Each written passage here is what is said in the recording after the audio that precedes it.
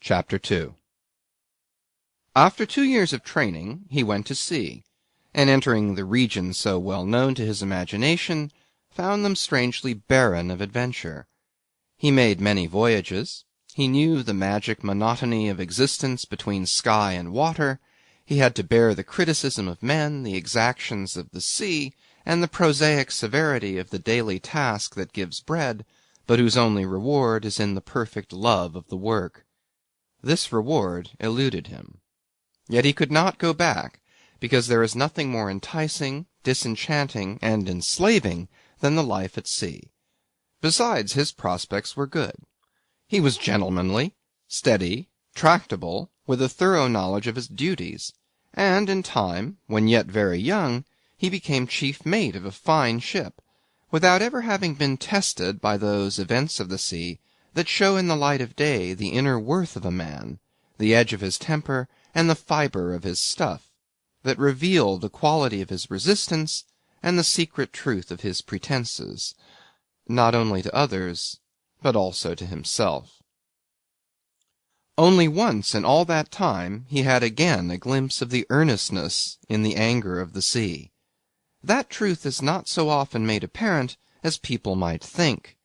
There are many shades in the danger of adventures and gales, and it is only now and then that there appears on the face of facts a sinister violence of intention, that indefinable something which forces it upon the mind and the heart of a man that this complication of accidents, or these elemental furies, are coming at him with a purpose of malice, with a strength beyond control, with an unbridled cruelty that means to tear out of him his hope and his fear, the pain of his fatigue and his longing for rest, which means to smash, to destroy, to annihilate all he has seen, known, loved, enjoyed, or hated, all that is priceless and necessary, the sunshine, the memories, the future, which means to sweep the whole precious world utterly away from his sight by the simple and appalling act of taking his life. Jim, disabled by a falling spar, at the beginning of a week, of which his Scottish captain used to say afterwards, "Man, it's a perfect miracle to me how she lived through it," spent many days stretched on his back, dazed, battered, hopeless, and tormented as if at the bottom of an abyss of unrest. He did not care what the end would be, and in his lucid moments overvalued his indifference. The danger, when not seen, has the imperfect vagueness of human thought. The fear grows shadowy, and imagination, the enemy of men, the father of all terrors, unstimulated, sinks to rest in the dullness of exhausted emotion. Jim saw nothing but the disorder of his tossed cabin. He lay there battened down in the midst of a small devastation, and felt secretly glad he had not to go on deck.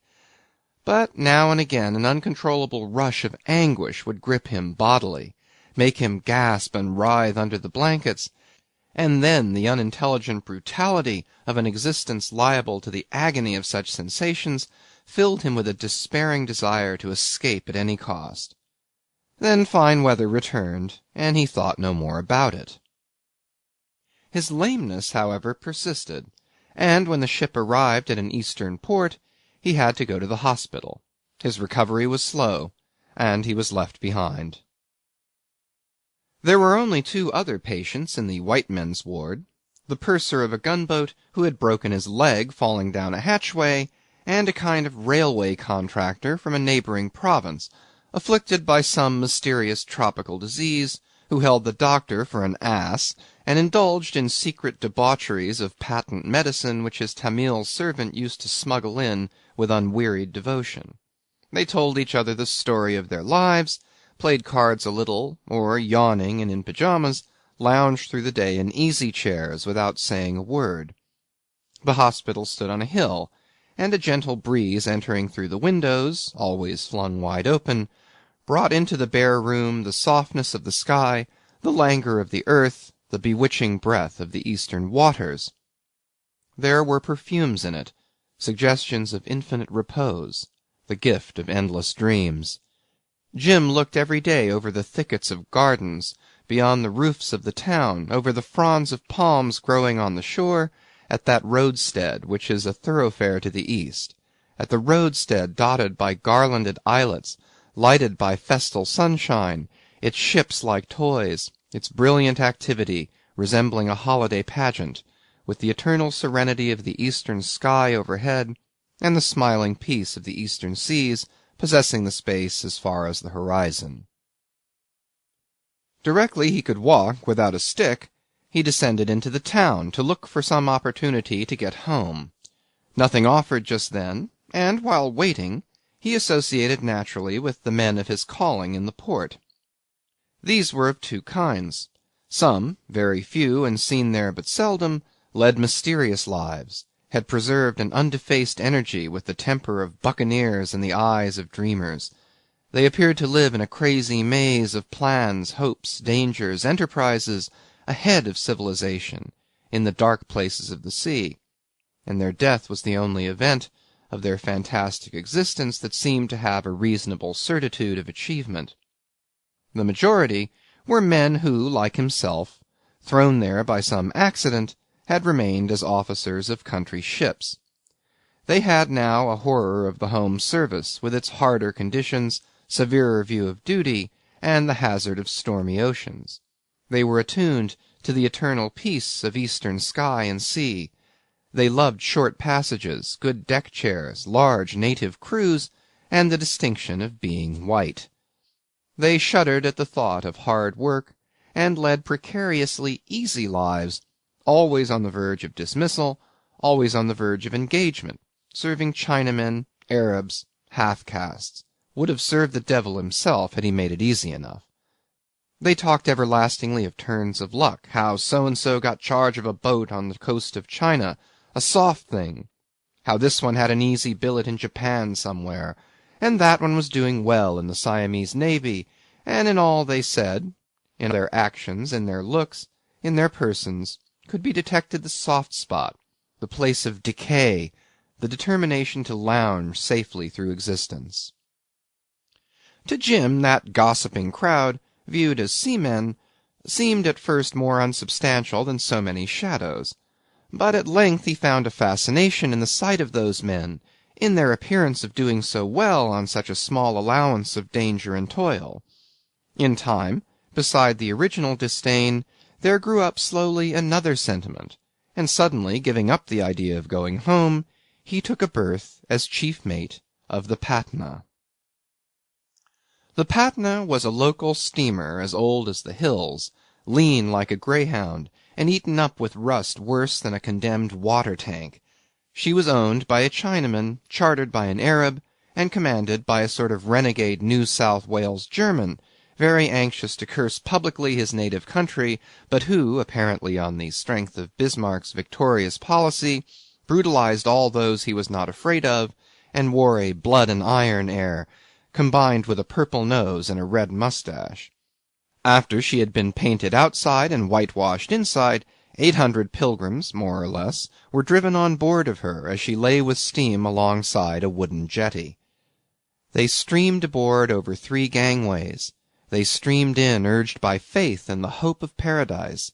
They streamed in with a continuous tramp and shuffle of bare feet, without a word, a murmur, or a look back. And when clear of confining rails spread on all sides over the deck, flowed forward and aft, overflowed down the yawning hatchways, filled the inner recesses of the ship, like water filling a cistern, like water flowing into crevices and crannies, like water rising silently even with the rim. 800 men and women, with faith and hopes, with affections and memories, they had collected there, coming from north and south, and from the outskirts of the east, after treading the jungle paths, descending the rivers, coasting in prows along the shallows, crossing in small canoes from island to island, passing through suffering, meeting strange sights, beset by strange fears, upheld by one desire. They came from solitary huts in the wilderness, from populous kampongs, from villages by the sea. At the call of an idea, they had left their forests, their clearings, the protection of their rulers, their prosperity, their poverty, the surroundings of their youth, and the graves of their fathers. They came covered with dust, with sweat, with grime, with rags, the strong men at the head of family parties, the lean old men pressing forward without hope of return, young boys with fearless eyes glancing curiously, shy little girls with tumbled long hair, the timid women muffled up and clasping to their breasts, wrapped in loose end of soiled headcloths, their sleeping babies, the unconscious pilgrims of an exacting belief. "Look at these cattle," said the German skipper to his new chief mate. An Arab, the leader of that pious voyage, came last. He walked slowly aboard, handsome and grave in his white gown and large turban. A string of servants followed, loaded with his luggage. The Patna cast off and backed away from the wharf. She was headed between two small islets, crossed obliquely the anchoring ground of sailing ships, swung through half a circle in the shadow of a hill, then ranged close to a ledge of foaming reefs. The Arab, standing up aft, recited aloud the prayer of travellers by sea. He invoked the favour of the Most High upon that journey, implored his blessing on men's toil and on the secret purposes of their hearts. The steamer pounded in the dusk the calm water of the strait, and far astern of the pilgrim ship, a screw-pile lighthouse, planted by unbelievers on a treacherous shoal, seemed to wink at her its eye of flame, as if in derision of her errand of faith. She cleared the strait, crossed the bay, continued on her way through the 1-degree passage. She held on straight for the Red Sea under a serene sky, under a sky scorching and unclouded, enveloped in a fulgur of sunshine that killed all thought, oppressed the heart, withered all impulses of strength and energy, and under the sinister splendor of that sky, the sea, blue and profound, remained still, without a stir, without a ripple, without a wrinkle, viscous, stagnant, dead. The Patna, with a slight hiss, passed over that plain, luminous and smooth, unrolled a black ribbon of smoke across the sky, left behind her on the water a white ribbon of foam that vanished at once, like the phantom of a track drawn upon a lifeless sea by the phantom of a steamer. Every morning the sun, as if keeping pace in his revolutions with the progress of the pilgrimage, emerged with a silent burst of light exactly at the same distance astern of the ship, caught up with her at noon, pouring the concentrated fire of his rays on the pious purposes of the men, glided past on his descent, and sank mysteriously into the sea, evening after evening, preserving the same distance ahead of her advancing bows. The 5 whites on board lived amidships, isolated from the human cargo.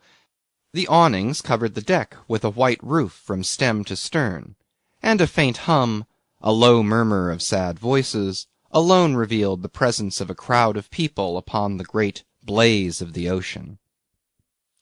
Such were the days, still, hot, heavy, disappearing one by one into the past, as if falling into an abyss forever open in the wake of the ship. And the ship, lonely under a wisp of smoke, held on her steadfast way, black and smouldering in a luminous immensity, as if scorched by a flame flicked at her from a heaven without pity. The nights descended on her like a benediction. End of chapter 2.